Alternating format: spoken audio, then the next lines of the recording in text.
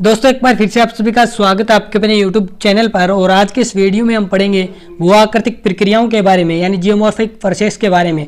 और दोस्तों अभी आप सोच रहे होंगे कि हम सारा लेसन पढ़ने वाले हैं, ऐसा बिल्कुल नहीं है दोस्तों। हम पढ़ेंगे इस पार्ट से संबंधित जितने भी इंपॉर्टेंट कॉन्सेप्ट है वो हम सभी पढ़ने वाले हैं। और दोस्तों सबसे पहले देखिए क्या लिखा गया है कि पृथ्वी का धरातल असमान है।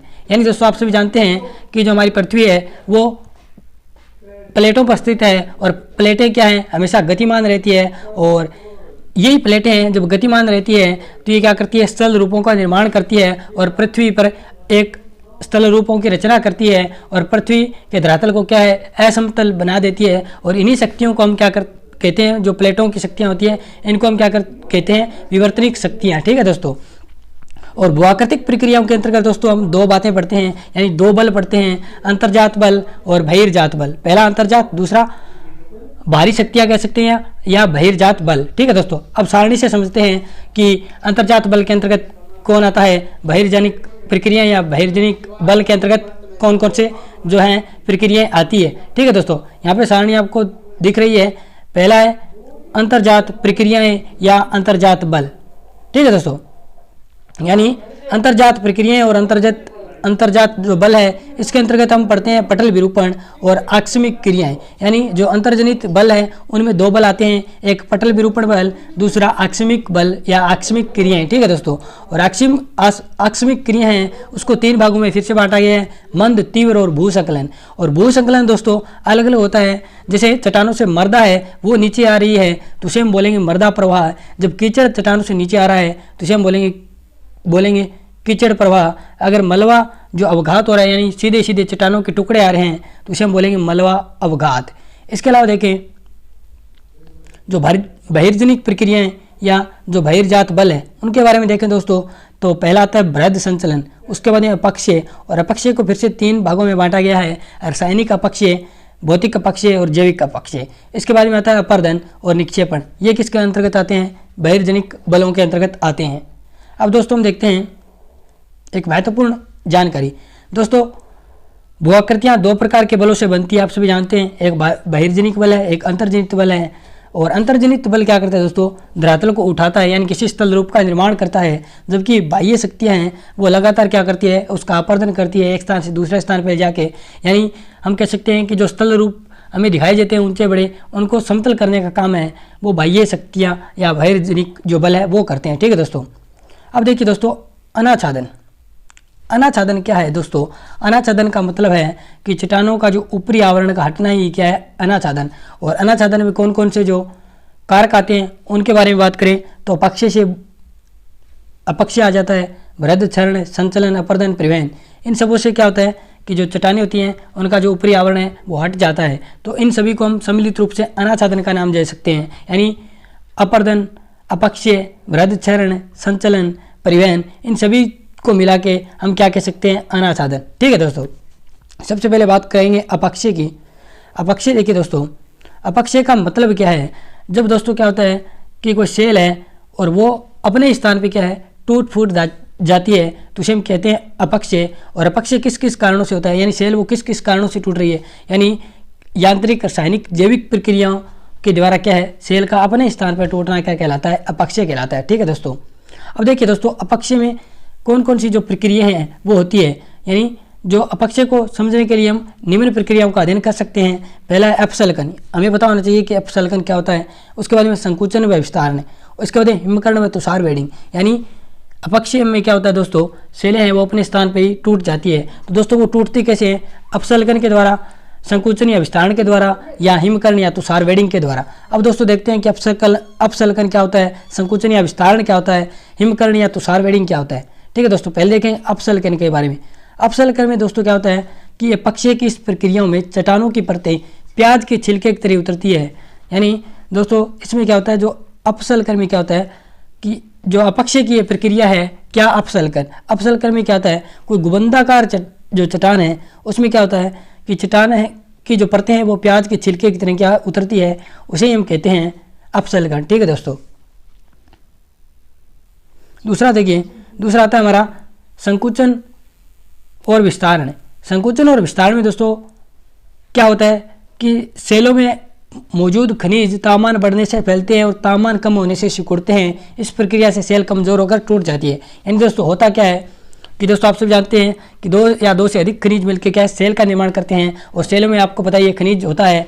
जब क्या होता है कि दोस्तों दिन में क्या है तापमान बढ़ता है तो खनिज क्या है फैल जाते हैं, और रात को तापमान कम होता है तो खनिज क्या कर जाते हैं सिकुड़ जाते हैं। ये प्रक्रिया है वो निरंतर चलती रहती है और जिस कारण क्या है सेल अपने स्थान पर क्या है टूट जाती है। तो इस अपक्षय की प्रक्रिया को हम क्या कहते हैं, संकुचन व विस्तारण कहते हैं। ठीक है दोस्तों, अब बात करते हैं हिमकर्ण व तुषार वेडिंग की। हिमकर्ण व तुषार वेडिंग में क्या होता है दोस्तों, कोई भी सेल है उसमें एक दरार पड़ गई है और उसमें पानी भर गया है, तो वो क्या होता है दोस्तों, रात को जब तापमान कम होता है तो वो पानी जम जाता है, सुबह जब तापमान अधिक होता है तो वो पानी क्या है पिघल जाता है। ऐसे क्या होता है कि ये प्रक्रिया निरंतर चली जाती है और इस कारण क्या है वो सेल क्या है टूट जाती है अंततः। ठीक है दोस्तों, इसी प्रक्रिया को हम कहते हैं हिमकर्ण या तुषार वेडिंग। ठीक है दोस्तों, नेक्स्ट देखिए अपक्षय के प्रकार। देखिए दोस्तों, यानी अपक्षय है वो कितने प्रकार के होते हैं, तो दोस्तों अपक्षय हैं वो 2 प्रकार के नहीं बल्कि 3 प्रकार के होते हैं। कौन कौन से, एक रासायनिक अपक्षय हो गया, दूसरा भौतिक अपक्षय, तीसरा है वो जैविक अपक्षय। याद रख लेना दोस्तों, अपक्षय वो 3 प्रकार के हैं। पहला रासायनिक अपक्षय, दूसरा भौतिक अपक्षय, तीसरा है वो हमारा जैविक अपक्षय। अब देखते हैं दोस्तों रासायनिक अपक्षय में क्या आता है, भौतिक अपक्षय में क्या होता है और जैविक अपक्षय में क्या होता है। तो दोस्तों पहले देखते हैं रासायनिक अपक्षय। रासायनिक अपक्षय को दोस्तों आप साधारण भाषा में समझिए कि रासायनिक अपक्षय को निम्न उदाहरणों के द्वारा समझा जा सकता है।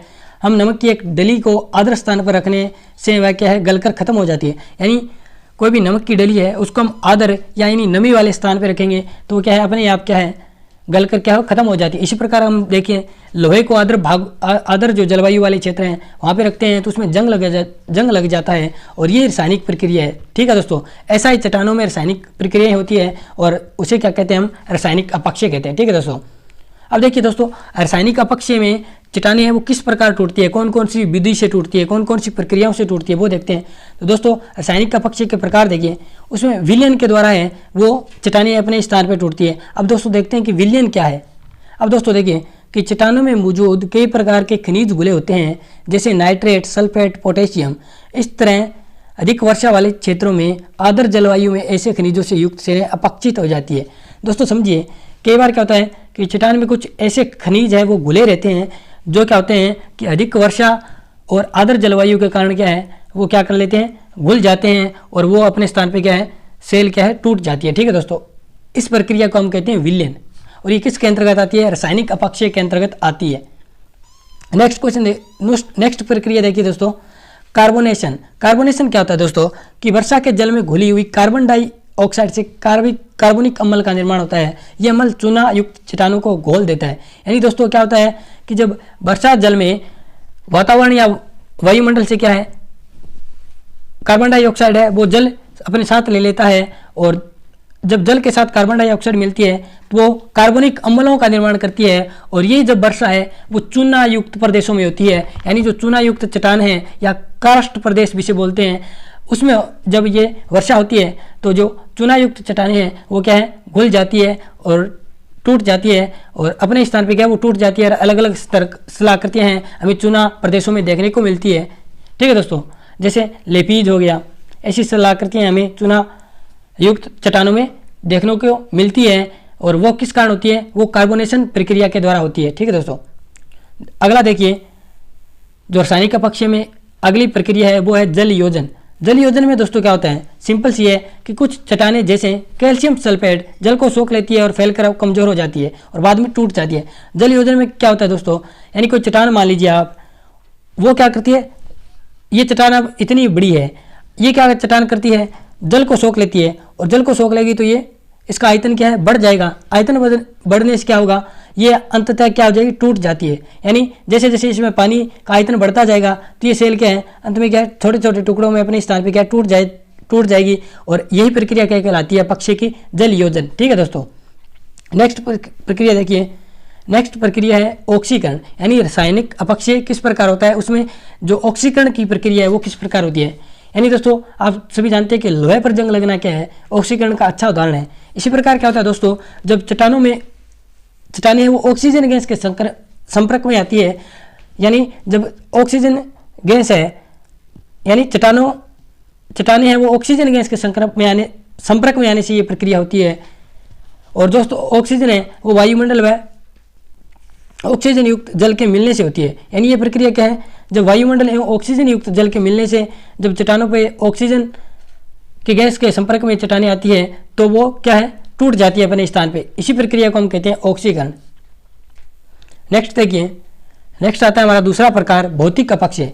भौतिक अपक्षय में दोस्तों क्या होता है कि भौतिक अपक्षय के कारण चट्टानें छोटे छोटे टुकड़ों में टूट जाती है और इनके लिए जो उत्तरदायी कारक होते हैं उनमें गुरुत्वाकर्षण बल, तापमान में परिवर्तन, शुष्क व आर्द्र परिस्थितियों का अदल बदल कर लेना जैसे कारक हैं वो जमींदार होते हैं किसमें, भौतिक अपक्षय में। अब दोस्तों भौतिक अपक्षय देखिए किस प्रकार से होता है, तो दोस्तों भौतिक अपक्षय है वो भार विहीनीकरण से होता है, तापमान में परिवर्तन होगा तो चट्टानें हैं वो क्या है अपने स्थान पे टूट जाएगी। इसके अलावा हिमकरण व तुषार वेडिंग हमने पढ़ा था, अपक्षय में एक प्रक्रिया थी हिमकरण व तुषार वेडिंग, जिसमें क्या होता है कि किसी चट्टान में दरार होती है उसमें है वो जल क्या है रह जाता है। जो दिन में रात में तापमान अधिक होता है, सूर्य कम होता है तो वो क्या है चट्टानों के अंतर्गत जो पानी होता है दरारों में वो क्या जम जाता है और दिन में क्या है वो पिघल जाता है। ऐसी प्रक्रिया निरंतर चलती रहती है और चट्टानें अपने स्थान पर क्या होता है टूट जाती है। वो तुषार और तुषार वेडिंग या हिमकरण की प्रक्रिया कहलाती है।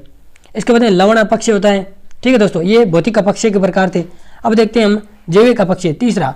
अब दोस्तों आप सभी जानते हैं कि जो जीव जंतु है या मानवीय जो क्रियाकलाप है उनसे क्या होता है जैविक अपक्षय होता है। जैसे केंचुए हैं, दीमक हैं और चूहे हैं, ये क्या करते हैं बिल खोदते हैं, इससे क्या है सतह का निर्माण होता है।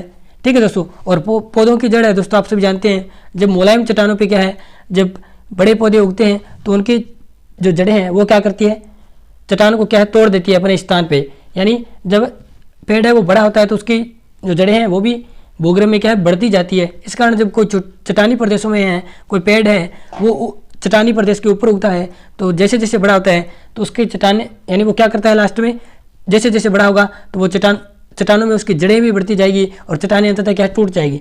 इस प्रकार हम कह सकते हैं कि जो जैविक अपक्षय के अंतर्गत ये सभी क्रियाएं आती है। यानी केंचुआ, दीमक, चूहों या मानवीय क्रियाकलापों द्वारा क्या चट्टानों का टूटना, ये जैविक अपक्षय के अंतर्गत सभी प्रक्रियाएं आती है। ठीक दोस्तों, इसके बाद में देखते हैं कि जो हमने कार्बोनेशन प्रक्रिया पढ़ी थी रासायनिक अपक्षय के अंतर्गत, उसको एक बार फिर से देख लेते हैं दोस्तों कि यह प्रक्रिया है जिसमें कार्बोनेट तथा बाई कार्बोनेट का खनिजों से प्रतिक्रिया का प्रतिफल कार्बोनेशन कहलाता है।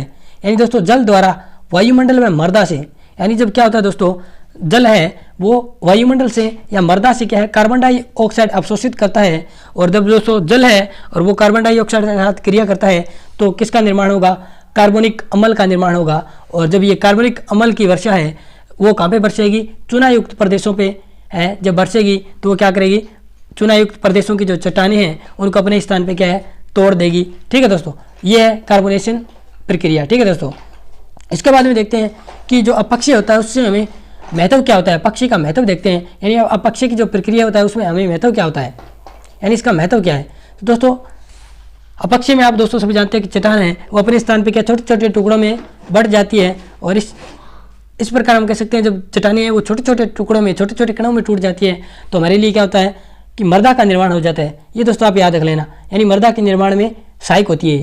यानी अपक्षय वो मृदा के निर्माण में क्या होता है सहायक होता है। और दोस्तों कई बार क्या होता है कि अपक्षय में चट्टानों में मूल्यवान खनिजों जैसे लोहा, मैग्नीज, तांबा आदि के संकेंद्रण में सहायक होती है, क्योंकि अपक्षय के कारण अन्य पदार्थों का निचालन हो जाता है और वह स्थानांतरित हो जाते हैं।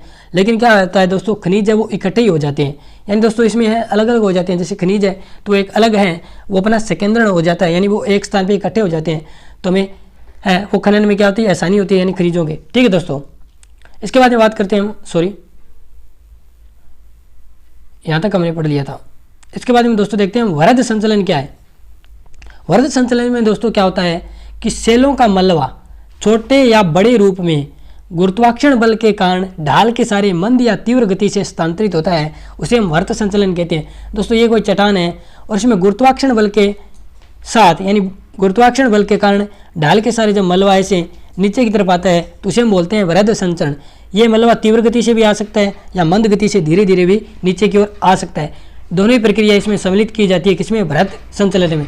ठीक है दोस्तों, अब देखते हैं कि वृहद संचलन की सक्रियता के पीछे कार्य करने वाले कारक, यानी दोस्तों कि वृहद संचलन की प्रक्रिया में जो सक्रियता निभाते हैं वो कौन कौन से कारक हैं। यानी दोस्तों क्या होता है कि प्राकृतिक व कृत्रिम साधनों द्वारा ऊपर के पदार्थों के टिकने के आधार को हटाना, इसके अलावा ढाल की प्रवणता और ऊंचाई में बढ़ोतरी, यानी कोई पर्वत है वो ऐसे ऊंचा है और ऊपर से क्या है बहुत ही संकरा है, तो उसका ढाल क्या होगा, अधिक होगा, और मलबा है वो अधिक सक्रिय यानी तीव्र गति से क्या है वो नीचे की ओर आएगा। ठीक है दोस्तों। इसके अलावा बात करें पदार्थों के प्राकृतिक एवं कृत्रिम भराव के कारण पैदा आती भार, यानी जब पर्वतों पे क्या होता है दोस्तों, जब क्या होता है पदार्थ है वो काफ़ी भारी हो जाते हैं, यानी उनमें बहुत भारी ऊपर हो जाते हैं, तो वो अपने आप ही क्या है नीचे आने लगते हैं। इसके अलावा दोस्तों क्या होता है कि अत्यधिक वर्षा के कारण, यानी अत्यधिक वर्षा संतृप्त ढाल से पदार्थों के स्नेह द्वारा उत्पन्न अतिभार, यानी दोस्तों जब वर्षा होगी तो वो ढाल है काफ़ी चिकने हो जाते हैं, इसके कारण है वो मलबा आसानी से नीचे की ओर आ जाता है। इसके अलावा मूल ढाल की सतह पर पदार्थ अथवा भार काटना। ठीक है दोस्तों। इसके अलावा जब भूकंप आता है तो क्या होता है पर्वतों में क्या होता है एक हलचल होती है, जिसके कारण वो मलबा होता है वो नीचे की ओर आ जाता है। अब दोस्तों देखते हैं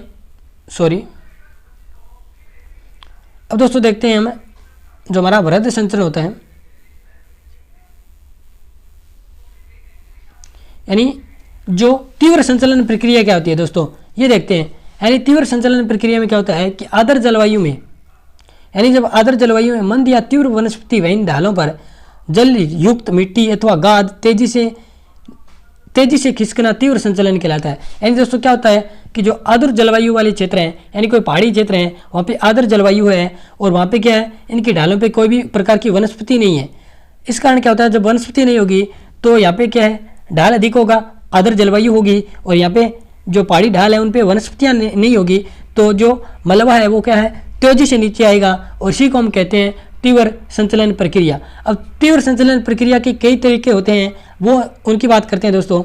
यानी मृदा प्रवाह, मैंने आपको बताया था कि ये कोई चट्टान हो गई और यहाँ से क्या है मिट्टी है वो ढाल के सारे क्या है नीचे आती है, यानी नीचे की ओर संचलन करती है या नीचे की ओर आती है, तो उसे बोलते हैं मृदा प्रवाह। और कई बार दोस्तों क्या होता है कि मृदा है वो ऐसे, यानी सर्प जैसे चलता है उस प्रकार क्या है वो नीचे की ओर आती है, यानी ढालों से नीचे की ओर आती है, उसे हम बोलते हैं अवसर्पण। यहाँ पे लिखा हुआ है दोस्तों, सीढ़ी बनाते हुए जब ये पदार्थ सांप की तरह नीचे खिसकते हैं तो इसे हम क्या कहते हैं अवसर्पण कहलाता है, यानी इसे हम क्या कहते हैं अवसर्पण की संज्ञा देते हैं। ठीक है दोस्तों। इसके बाद में बात करते हैं कीचड़ प्रवाह। अब दोस्तों क्या होता है कि ये कोई पर्वत हो गया और इस पर यहाँ पे मलबा जमा हुआ है और यहाँ पे वर्षा हो जाती है, तो ये मलबा क्या है कीचड़ के रूप में है बदल जाता है, और ये कीचड़ है वो नीचे की ओर आता है, उसे हम क्या बोलते हैं कीचड़ प्रवाह, मंड फ्लो। ठीक है दोस्तों। और ये हमें क्या दे कीचड़ नदी के रूप में ढालों से घाटियों की ओर बहने लगता है, और ये घटना बहुत विनाशकारी सिद्ध होती है। ठीक है दोस्तों। इसके बाद में अगला देखते हैं हम मलबा अवधान। इसमें दोस्तों क्या होता है कि ये प्रक्रिया तीव्र ढालों पर होती है, यानी कोई पर्वत है ऐसे और उसका ढाल बहुत ही तीव्र है, यानी खड़े ढाल वाला है, और यहाँ से क्या होता है दोस्तों चट्टानी के टुकड़े हैं, चट्टानों के टुकड़े वो सीधे ऐसे हैं, वो कीचड़ प्रवाह से भी तेज गति से नीचे की ओर आने लगते हैं, और इसे हम बोलते हैं मलबा अवधान। यानी जो इसमें क्या होता है खड़ी ढाल वाले क्षेत्रों में क्या है कि जो मलबा है बहुत ही तेजी से नीचे की ओर आता है, और इसे हम बोलते हैं मलबा अवधाव। ठीक है दोस्तों, मलबा अवधाव। इसके बाद में बात करते हैं दोस्तों अपर्दन की। अपर्दन दोस्तों आप सभी जानते हैं कि प्रवाहित जल, भौम जल, हिमानी, वायु, लहरों व धाराओं के द्वारा सेलों को हटना, खुरंचना, उससे प्राप्त मलबे को एक स्थान से दूसरे स्थान की ओर ले जाना ही क्या कहलाता है हमारा अपर्दन।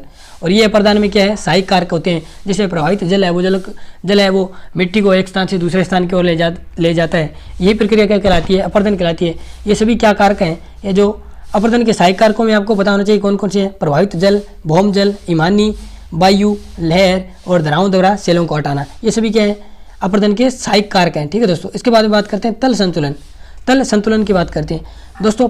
प्रकृति ने धरातल पर कई ऊंचे पहाड़ और कहीं गहरी घाटियां बनाई है। अपर्दन के विभिन्न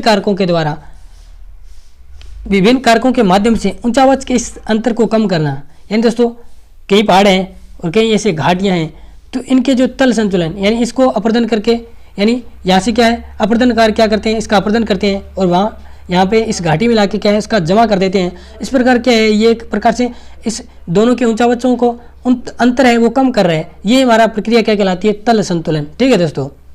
इसके बाद में बात करते हैं हम निक्षेपण की। निक्षेपण में दोस्तों क्या होता है कि देखिए निक्षेपण है वो अपर्दन का परिणाम है। ठीक है दोस्तों। जब ढाल में कमी आ जाती है अपर्दित पदार्थ का निक्षेपण अर्थात जमाव शुरू हो जाता है।